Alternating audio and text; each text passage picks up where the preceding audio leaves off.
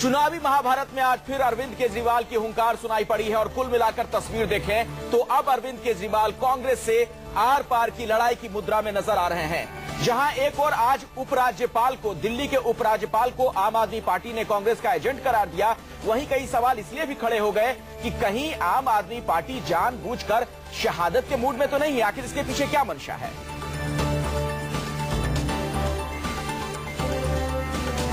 केंद्र सरकार नहीं हो गई, अंग्रेजों की सरकार हो गई।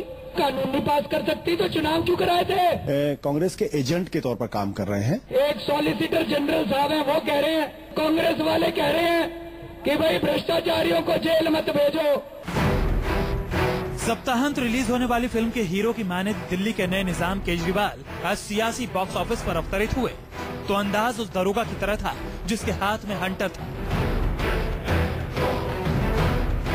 अंदाज में हैसियत का दम्भ था और जुबान पर धमकी भरी भाषा थी। जिसे जो करना है कर ले के अंदाज में केजरीवाल ने कांग्रेस पर चेतावनी के शोले फेंके और केंद्र सरकार को अंग्रेज का आधुनिक संस्करण बता डाला। दिल्ली विधानसभा कानून पास नहीं कर सकती।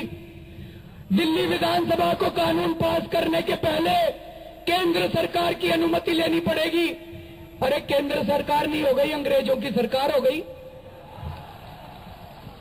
दिल्ली विधानसभा कानून नहीं पास कर सकती तो चुनाव क्यों कराए थे? चुनाव कराए थे, एमएलए बनाए थे, विधायक बनाए थे, मंत्री बनाए थे, मुख्यमंत्री बनाया था, तो कानून पास करने के लिए ही तो बनाया था। अगर केंद्र सरकार ने कानून पास करने थे तो चुनाव क्यों कराए थे? उम्मीदों के नायक केजरीवाल एंग्री यंग मैन के रौद्र रूप में नजर आ रहे थे। खुद को सही और विरोधियों को गलत साबित करने की जिद भी साफ साफ दिख रही थी। अंधाधुंध जुबानी हंटर चलाने के रौ में केजरीवाल ने मुख्यमंत्री पद की संवैधानिक गरिमा को भी ताक पर रखा और दिल्ली के उपराज्यपाल की ईमानदारी पर सार्वजनिक मंच से सवाल उठाकर पहले से तने तनातनी के तार की पेंच को और कड़ी कर दी। एक सॉलिसिटर जनरल साहब हैं, वो कह रहे हैं, दिल्ली के लेफ्टिनेंट गवर्नर कह रहे हैं, ये बीजेपी वाले कह रहे हैं, ये कांग्रेस वाले कह रहे हैं कि भाई भ्रष्टाचारियों को जेल मत भेजो। आम आदमी पार्टी का लोकपाल बिल गैर संवैधानिक है। दोस्तों, राजा ने 2 लाख करोड़ रुपए चोरी कर लिए, किसी ने नहीं कहा संविधान को खतरा पैदा हो गया।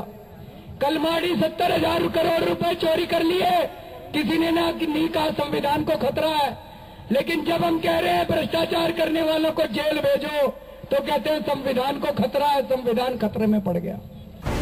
दोपहर ढलते ढलते केजरीवाल ने एलजी के नाम एक चिट्ठी भी जारी कर दी। इस चिट्ठी में केजरीवाल ने लिखा कि केंद्रीय गृह मंत्रालय ने आदेश जारी कर रखा है। दिल्ली सरकार को आदेश दिया गया है कि दिल्ली विधानसभा में कानून पारित करने से पहले केंद्र सरकार की मंजूरी लेनी होगी। यह आदेश गैर संवैधानिक है। अगर कानून पास करने के पहले केंद्र सरकार से अनुमति ही लेना है तो फिर दिल्ली में चुनाव कराने की जरूरत क्या है?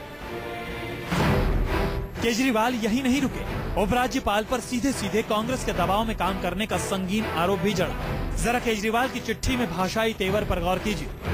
केजरीवाल लिखते हैं, मैं जानता हूं कि आपके ऊपर कांग्रेस और गृह मंत्रालय का बहुत दबाव है।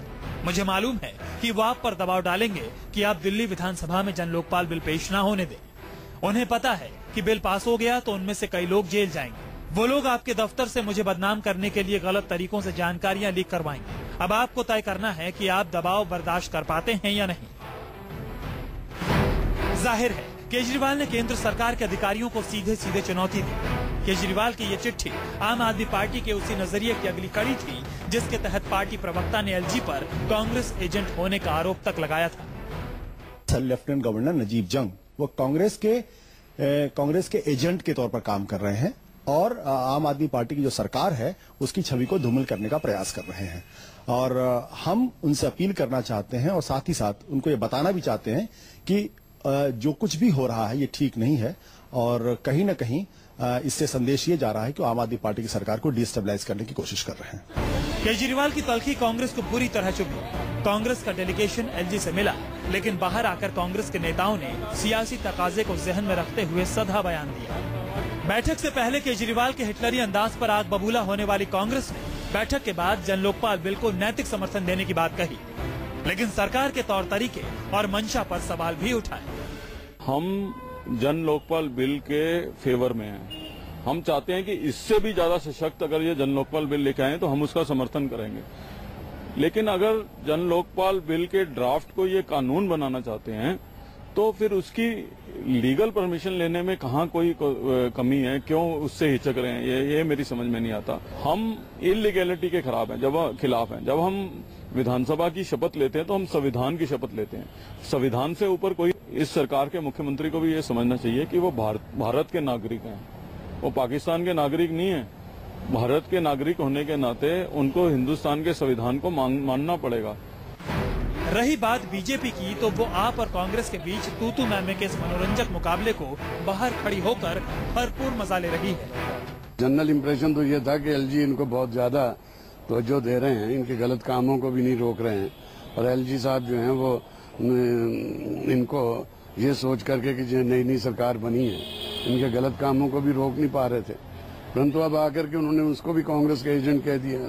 तो इससे ज्यादा कांग्रेस 100 जूते भी खा रही है, कांग्रेस 100 प्याज भी खा रही है रोजाना इनसे, और उनको समर्थन भी दे रही है। तो अब देखने वाली बात यह है कि केजरीवाल जन लोकपाल बिल के बहाने शुरू हुई इस जंग को किस अंजाम तक ले जाते हैं। उनका अंदाज तो यही बता रहा है कि कांग्रेस को इतना कुरे दो कि उसका सब्र जवाब दे जाए और सरकार की शहादत का सियासी फायदा आप उठा ले जाए।